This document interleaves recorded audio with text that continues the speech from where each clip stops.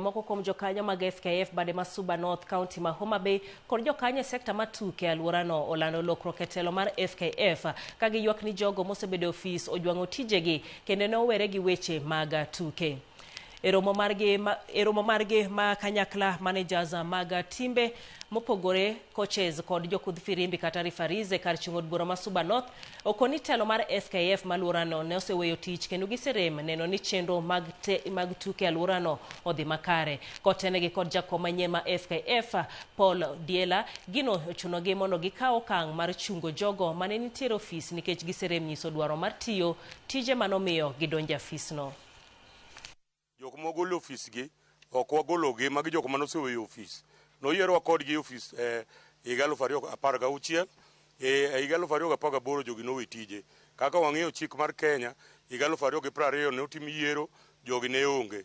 Kane wadok e yiero mar higa 2020 to Nick Mwendwa ne kaka chik ne dwaro ne wacho ni sub branches duto ne bende ne nyaka tim yiero. As members of the Suba North Kenya Football Federation, we have decided that all these rebels are suspended and expelled because they have violated Football Kenya Federation rules and regulations.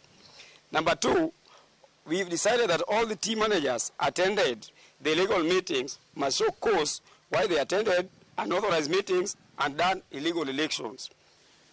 Aneno ni jok ma osebet mopogore mosebet kaluongowa e buche moko mondo riembi nikech chik ok oyienegi mondo gibed kodwa nikech gin jok maketho tuke mag nyithindo.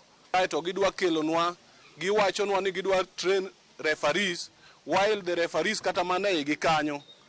Ata referees mana igi kanyo wuon ema pod ok nyalo officiate mpira marum. Koro kaka gidwa train nwa referees moko ma officiate mpiche mwabro neno, gibro duokonwa football piny.